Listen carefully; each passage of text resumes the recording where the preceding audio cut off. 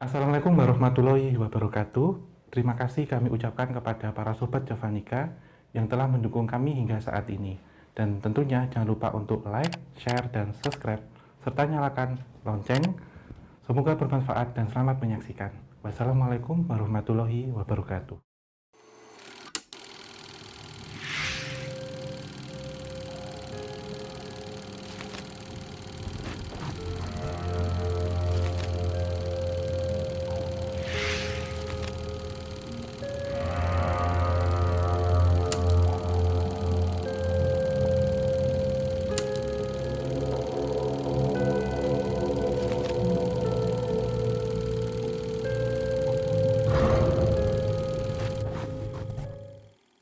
Teman-teman, ini sekarang kita masuki dua ajian yang mungkin hampir sama. Yang mungkin kalau sebagian dari kalian mungkin belum tahu, tapi kalian sering dengar lagunya. Apa salah dan dosaku sayang, cinta suciku kau buang-buang. Na na na na na na na, jalan goyang. Nah, itu. Ini jalan goyang ini sebenarnya walaupun lagu ini terlihat fun gitu ya, tapi ini sebenarnya adalah ajian yang cukup mengerikan. Iya. Cukup mengerikan. Smart Mason bisa diterangkan sedikit Om? Iya, jalan goyang ini sebenarnya sudah kita tuliskan ya untuk hari ini. Semuanya itu ada di apa Mas, merapal kata terlarang ya. Terlarang. Nanti bisa di scroll down, tadi lihat ke bawah-bawah. Kita sudah menulisnya tahun lalu. Itu memang kalau kita lihat tentang jalan goyang itu memang namanya hampir sama Mas, seperti yang disampaikan ini. Jadi niat ingsun amate ajianku si jalan goyang. Tak goyang ing tengah latar, sabuk cemeti, sodo lanang, sabuk nang cemetio nang siapa ini siro, kai titik namanya bin siapa atau binti siapa gitu. Tak goyang ing tengah latar. Sekolah pertunjukan ya? Iya. Itu sebenarnya konsepnya seperti pertunjukan? Iya. Jadi zaman dahulu ini sebenarnya mantra yang saya rapalkan itu sebenarnya mantra umum ya, mantra dasar. Sebenarnya ajian-ajian ini itu sudah ada zaman lama Mas, bahkan ini berasal dari wilayah Tatar Jawa bagian barat. Jadi memang zaman dulu ada seorang Ki Buyut Manguntapa ya, seseorang yang melakukan ritual bertapa dan semedi yang sangat luar biasa. Kemudian beliau atas mendapatkan wisik ya, menulis kitab Asmoro gitu Mas, kitab Montro Asmoro atau kitab mantra asmara, yang mana di sini asmara gama tapi ya? beda. Asmara gama itu untuk yang sudah dewasa nanti. Jadi kitab mantra asmara ini memuat mantra-mantra atau kidung-kidung cinta Mas, tentang orang ya, istilahnya nyuwun sewu ya, gombalannya orang zaman dulu gitu. Dimuat di situ. Lantas kemudian beliau ini banyak yang ingin berguru Mas. Kemudian diberikan hanya beberapa mantra-mantra saja untuk mengembangkan menjadi mantra asmara. Kemudian singkat cerita, ini sesuai dengan gambarannya yang kita tangkap itu. Kemudian ini dicuri, dibawa lari tanda kutip oleh salah seorang putri ataupun murid kesayangannya, murid kinasihnya, yaitu Nyai bentar. Nyai Ronggeng, memang asli. Ini namanya Nyai Pelet Mas, Nyai Pelet cuman punya nama aslinya. Nyai Sekar Jagat Arumsari gitu. Jadi ini dari sana, dari Gunung Ciremai gitu. Gunung Ciremai itu Cirebon Kuningan ya. Dikembangkan di sini, beliau ini ternyata Nyai ini lebih upgrade dari gurunya. Jadi dikembangkan lagi Mas, bahkan dari kitab mantra asmara ini bisa membuat seorang perempuan yang mengamalkan atau merapalkan itu memiliki kecantikan abadi, bahkan keperawanan abadi gitu. Jadi perawan sepanjang hidup gitu. Nggak pernah tetap gadis terus gitu selamanya. Perawan itu dalam arti fisik sama daleman Mas semua. Dan ini memang beliau ini dijuluki oleh Nyai Pelet, dijuluki dengan julukan Nyi Pelet atau Nyai Pelet. Dan sebenarnya jalan goyang ini berkembang pesat itu saat era kolonial Hindia Belanda. Jadi bagaimana waktu itu perempuan-perempuan lokal, perempuan pribumi itu menggunakan ini untuk memikat tuan-tuan Tionghoa ataupun para menir-menir Belanda, dijadikan gundik gapangannya itu. Jadi sangat kuat sekali Mas, bahkan ada salah satu ritual itu yang menggunakan tungku dengan bara api itu dijepit dengan paha gitu. Jadi langsung ces gitu di sini. Yang saya tahu. Dan ini membuat ini Mas keperawanan abadi itu. Sehingga itu ceritanya. iya, jadi memikat tuan-tuan menir gitu. Kalau berhasil lah, kalau gagal lah. Nah ini, Konyos. nah ini Mas ada pasti ada namanya gagal, pasti ada berhasil, pasti ada namanya gagal. Kalau gagal jangan ditanya Mas, ini balik ke tubuh sehingga yang harusnya usianya ingin 17 tahun bisa menjadi 100 tahun, jadi lebih tua. Iya. Itu Mas, dan jaran goyang ini memang sampai dewasa ini ya, sampai hari ini tuh masih kepakai itu masih ada. Dan itu bisa dibilang kasusnya Nyi Sekar Jakarta Ramsar itu adalah kasus seorang murid yang ternyata lebih pintar daripada gurunya. Iya, iya. Karena begini, kalau laki-laki sebenarnya menggunakan logika ya. Ini tidak semuanya, tapi kalau perempuan kan dengan hati. Sebenarnya asmara ini kan dengan hati, Mas. Jadi lebih meresapi gitu. Jadi beberapa mantra-mantra semula itu kemudian diimprovisasi, dikembangkan gitu. Dan beliau memiliki password tertentu yang tidak bisa dibuka oleh banyak orang. Dan waktu itu memang beberapa murid-muridnya yang kemudian meneruskan itu semuanya perempuan-perempuan. Bahkan sampai kolonial Hindia Belanda, nyai-nyai itu bahkan dengan lirikan matanya aja, laki-laki siapa yang nggak kesengsem gitu. Tapi emang aslinya itu cantik Om, Nyi Pelet. Cantik sekali Mas. Jadi kalau kemarin kita bilang peri itu 10 kali ya. Dia berapa kali? Artis Indo ya mungkin bisa 15 kalinya gitu. Terus badannya itu loh Mas, badannya itu memikat itu tidak hanya dengan wajah, dengan suara, tapi badan. Baunya bau kenanga, kemudian rapat wangi gitu juga bawah gitu maksudnya luar biasa gitu waktu itu. Tapi di sini memang menggunakan sihir yang disalahgunakan.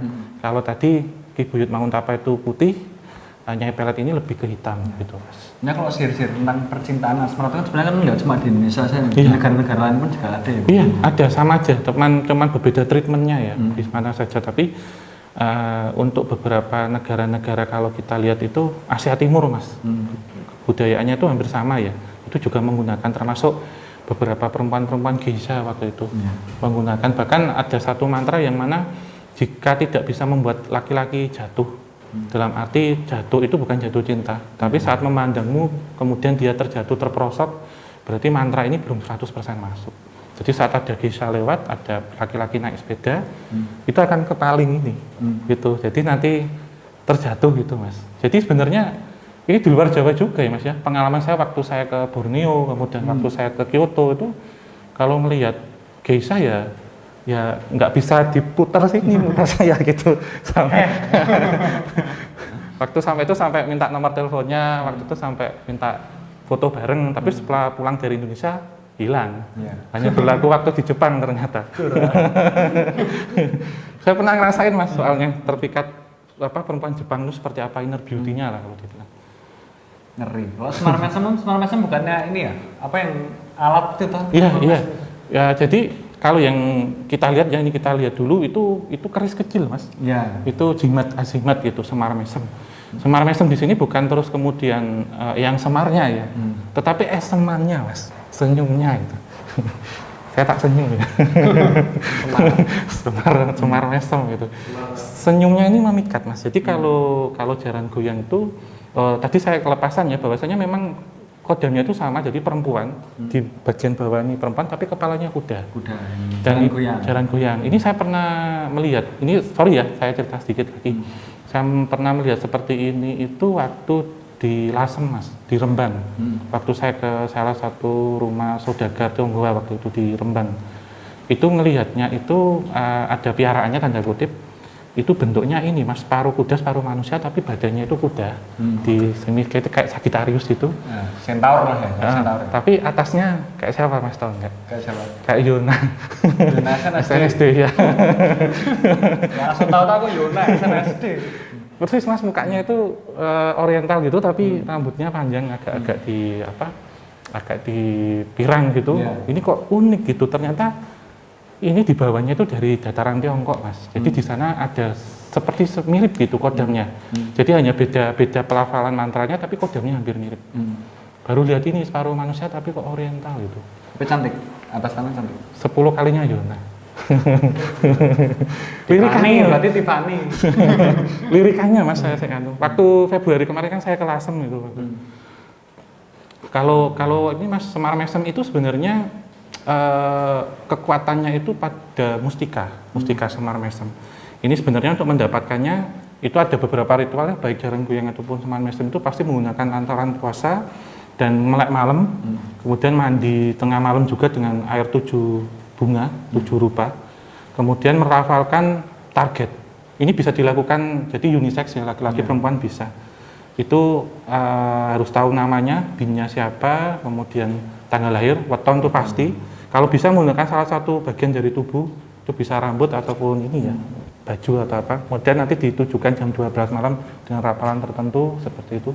Dan jika Semar Mesem itu dalam ritualnya itu Mas Genta, baca Vanika, jadi dalam ritualnya itu kalau mencapai downloadnya itu sudah 100%, nanti yang akan termanifestasi dari alam gaib itu adalah keris Semar Mesemnya itu. Itu jadi tujuannya tidak hanya Semar itu tidak hanya untuk memikat lawan jenis, tapi juga bisa untuk jualan tanah cepat laku, contohnya bisnis lah, bisnis ya. Tapi Om, kalau nggak salah juga sebenarnya kan kalau keris Semar Mesem itu kan sebenarnya kan paling banyak berada di pasaran, selain Bulu Perindu. Dan Semar Mesem paling banyak itu sebenarnya semuanya itu adalah manifestasi alam gaib atau memang ada penempanya sendiri? Ada penempanya Mas. Jadi ini banyak banget gitu loh. Waktu kita ke Pangandaran itu kan ada yang jual. Itu ada jual. Nggak jadi beli ya? Kosongan. Iya, kosongan. Nah, ini sebenarnya kalau yang dilakukan dengan cara organik ya, boleh dibilang ya, dengan lelaku itu keluarnya asli Mas. Tetapi saat ini karena tidak banyak orang kemudian ingin melakukan ritual itu ataupun caranya instan, sudah disediakan yang siap pakai gitu. Sudah siap dipakai gitu, sudah ada gitu. Tapi itu harus diisi dengan kodamnya terlebih dahulu Mas. Kodamnya apa kan kadang kita nggak tahu. Kodamnya ini random. Nah itu Mas, kodamnya itu kalau yang megang itu seorang laki-laki, isinya genderuwo. Itu yang banyak beredar di pasaran ya? Iya. Yang abal-abal ya? Yang abal-abal. Abal-abal bendanya tapi ori isinya. Kalau hari ini tuh memang ada beberapa produk-produk KW itu loh Mas. Jadi casingnya itu nampak asli tapi istrinya palsu gitu. Terus apa ya?